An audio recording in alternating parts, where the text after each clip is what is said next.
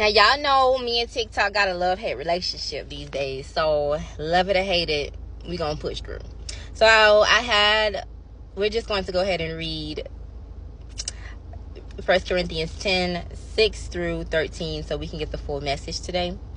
6 reads, "Now these things took place as examples for us, so that we will not desire things as they did. Don't become idolaters, as some of them were. As it is written, the people sat down to eat and drink and got up to party. Let us not commit sexual immorality, as some of them did. And in a single day, 23,000 people died. Let us not test Christ, as some of them did, and were destroyed by snakes. And don't grumble, as some of them did, and were killed by the destroyer. These things happened to them as examples, and they were written for our instruction, on whom the ends of ages have come.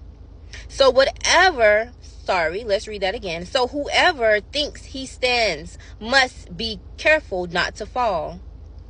No temptation has come upon you except what is common to humanity. But God is faithful, and he will not allow you to be tempted beyond what you are able. But with temptation, he will also provide the way out, so you may be able to bear it." So what I just read is from Corinthians 10, 6 through 13. I want you guys to pay attention to the highlighted scriptures from 6 to 10, where God is giving us directions on how to stay away from such things. He does not want us to be like mankind. He does not want us to be like the world.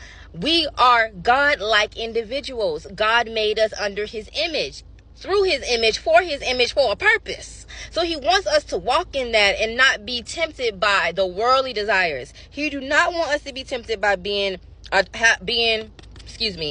idols, to be idolaters. He don't want us to place anything above him. He has said that to us multiple times. He doesn't want us to party and eat and drink and he wants us to eat and drink and be merry, but he doesn't want us to live in such ways where we are doing things that's not righteous. He doesn't want us to live in revelry. He doesn't want us to live in sexual immorality. He does not want us to moan and groan and grumble. He does not want us to test Christ. He doesn't want us to do things out of those examples. Because if we do those things and we partake in those things, we are living in our flesh. God is telling us right here that no temptation is too strong for us, because our spirit man should be stronger than our flesh. Our spirit man should be armored up so we know how to combat the things that are coming to us, right? Our spirit man is our armor for our mankind. Our spirit man is the armor. Is the armor that we put on in order to protect our flesh. When we go into the kingdom, to put on the helmet, to put on the boots, to put on the belt, we're clothing ourselves with God's righteousness. And he's allowing us to go outside to fight what we are needing to fight on the daily. But we have to remember, we don't want to put ourselves into tempting situations. We don't want to walk into the temptation situations because we may not be strong enough to handle them. Think about when a new baby is walking and how you have to protect the house and you got all them little gadgets because you don't want them to go outside. You don't want them to open up cabinets. You don't want them to do things around the house that can harm themselves. So you put them in a situation, you put them in a scenario to where you have already guarded the gates. You have already guarded the open gates. You have already guarded the things that may be harmful for them. So that's what God is saying to us.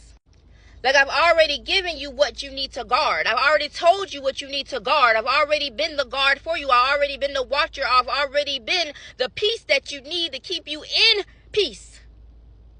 So make sure that you are walking with God so you are getting the divine instructions on how to be better to protect your flesh. Because your spirit man doesn't want you to operate in things that's going to bring it back to low. After you done did all that work to get all that junk out your spirit because of what your flesh did. Now your spirit man mad at you like, now we dirty again, bruh. Now I gotta go take another bath. Because you outside playing in the dirt.